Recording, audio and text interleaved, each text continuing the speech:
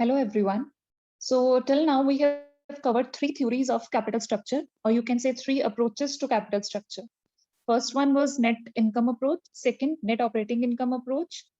Third was your the traditional approach, which is quite important, and it is mainly used in each and every firm because every firm always keeps the composition of debt lesser than equity. And the last approach, which we are going to cover today, is called Modigliani and Miller approach. It is also called approach because M stands for once for Modigliani and the second M stands for Miller. अब इस approach में particularly क्या है कि ये दो parts में divided है आपकी. एक उन्होंने माना है आपकी थ्योरी ऑफ इररिलेवेंस है और एक उन्होंने माना है कि आपके पास थ्योरी ऑफ रेलेवेंस है. तो दो पार्ट्स में हम इस पूरी थ्योरी को रीड आउट करेंगे. अब यहाँ पर हमेशा आपको ये मानना है या फिर ये इसका थ्योरी का बेस क्या है. It is identical. किसके साथ आइडेंटिकल है? जो हमने नेट ऑपरेटिंग इनकम अप्रोच की थी अगर टैक्सेस इग्नोर होते. It is written over here in the very first line. MM hypothesis is identical with the net operating income approach if taxes are ignored. अगर हम उनको इग्नोर कर दे तो ये उसी अप्रोच के इक्वल है. However, when corporate taxes are assumed to exist, their hypothesis is similar to net income approach. अब अगर हम माने कि टैक्सेस हैं तो उस केस में ये हमारी नेट इनकम अप्रोच के इक्विवेलेंट है. तो हमने दोनों ही थ्योरीज के व्यू पॉइंट्स रीड करने हैं. फॉर्मूले आपके जो भी हैं वो सब कुछ सेम रहेगा. क्वेश्चंस को सॉल्व करने का तरीका सेम रहेगा. जस्ट आपको इस अप्रोच को एक एक्स्ट्रा पॉइंट की फॉर्म में रीड आउट करना. अब सबसे फर्स्ट थ्योरी है वो हमारी है theory of इररिलेवेंस approach which is covered under in the absence of taxes. अब इसका मतलब क्या है?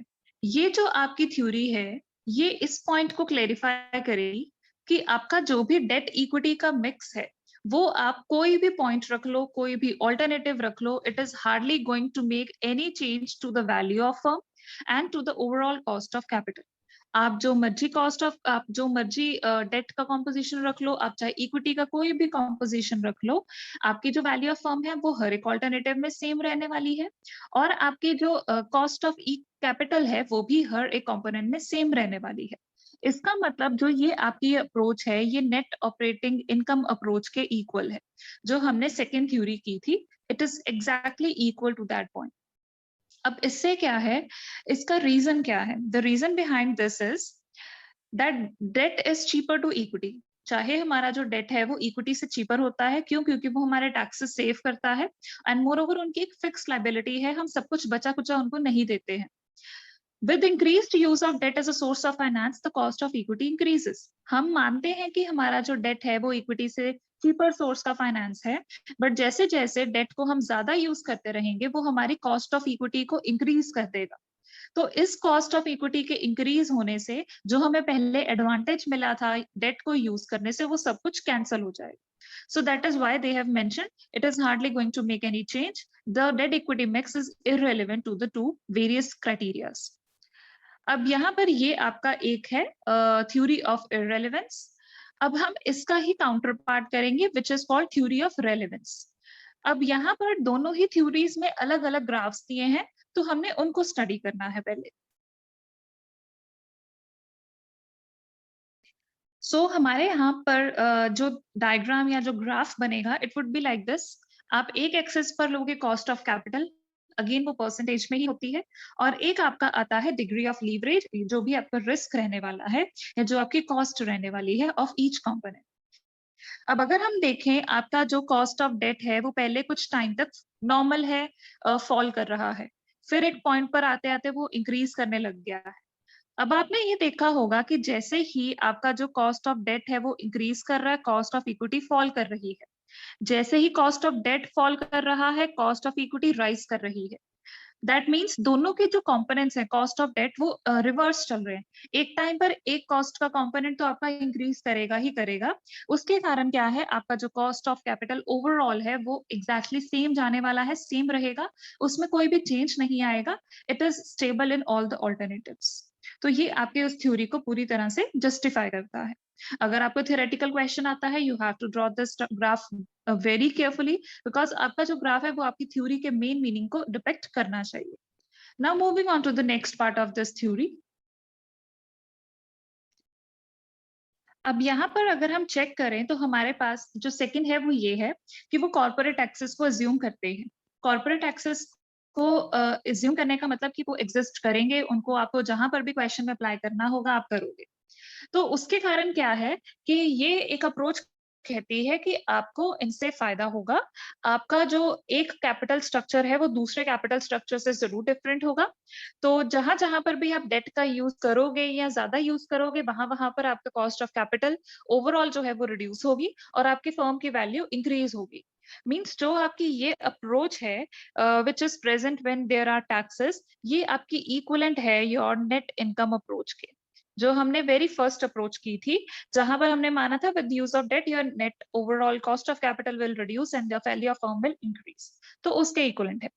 अब यहाँ पर इस पर्टिकुलर अप्रोच में भी हम क्या है, फर्म्स को अलग अलग वे से बाइफिकेट करते हैं। तो अलग अलग बेस का मतलब क्या है कि हमने माना है कि हमारे पास दो तरह की फर्म्स होती हैं। एक होती है आपकी अनलीवर्ड फर्म और एक होती है आपकी लीवर्ड फर्म। हमने ये दो तरह की फर्म्स को एज्यूम किया है कि हमारे पास एग्जिस्ट करती हैं। अब मीनिंग क्या होता है कि what do you mean by levered firm और what do you mean by the unlevered firm, उनका पहले मीनिंग समझते हैं। सो जो वैल्यू ऑफ जो अनलिवर्ड फर्म होती है वो एक ऐसी फर्म होती है जो सिर्फ और सिर्फ इक्विटी यूज कर रही है, वो कोई भी फर्म का डेट यूज नहीं करते। और अगर हम लीवर्ड फर्म की बात करें तो वो एक ऐसी फर्म होती है जो आपका डेट और इक्विटी दोनों ही यूज करते हैं इन देयर कैपिटल स्ट्रक्चर। अगर हम उनका अनलीवर्ड फर्म की वैल्यू निकालना चाहें तो वो हमारी क्या रहेगी, क्योंकि उस केस में हम क्या कहते हैं, नॉर्मली हमारा ये फॉर्मूला कैसे आएगा हम उसका पहले बेस समझ ले।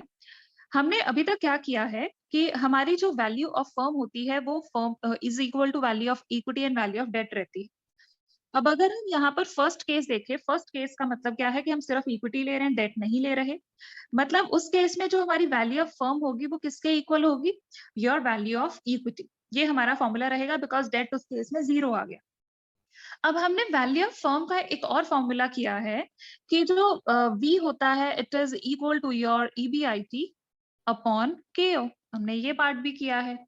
अब अगर अनलीवर्ड फर्म में वी एस के इक्वल है और ये फॉर्मूला भी हमने अप्लाई किया हुआ है, तो that means V is equal to S is equal to EBIT upon K O. तो वहीं से ही हमने ये पार्ट यूज किया है।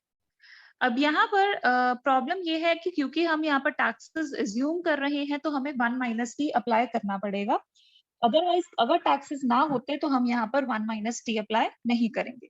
हमने केस ही बोल लिया है कि हम टैक्सेस एज्यूम कर रहे हैं, दैट इज वाई हमें ये पार्ट यहाँ पर लेना पड़ रहा है। v is equal to EBIT upon KO, ये हमने किया है, 1 माइनस टी एक्स्ट्रा है because the taxes exist over here. अब अगर हम अनलीवर्ड लीवर्ड फॉर्म की बात करें तो उसमें हमारा ये फॉर्मूला अप्लाई होगा।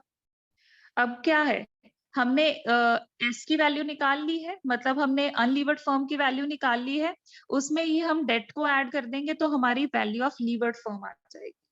तो डेट का कॉम्पोजिशन कैसे ऐड करना है, which is equal to T into D. इन्होंने किया है value of levered firm is equal to value of unlevered firm, जो आप पहले निकालोगे, plus T into D. T का मतलब क्या है, योर टैक्स रेट, और डी का मतलब क्या है, जो डेट है आपका, मतलब आपने वो भी डिस्काउंटेड रेट पर ही लेना है। अगर आपका यहाँ पर टैक्स का स्ट्रक्चर ना रहता होता, टैक्सेस को हम एज्यूम ना करते, फिर तो आप क्या फॉर्मूला अप्लाई करते, you must have applied this formula. But क्योंकि टैक्सेस है तो यहाँ पर भी टी से मल्टीप्लाई हो गया और यहाँ पर भी 1 माइनस टी से मल्टीप्लाई करना पड़ा आपको। So this was all about your MM approach of capital structure. दो पार्ट्स में डिवाइडेड है और आपको दोनों पार्ट्स को प्रिपेयर करना है। अब यहाँ पर अगर हम इसका थ्योरेटिकल, इसका ग्राफिकल बेस देखें तो ग्राफिकल बेस इंपॉर्टेंट है, उसको एक बार चेक कर लेते हैं। So here is the value.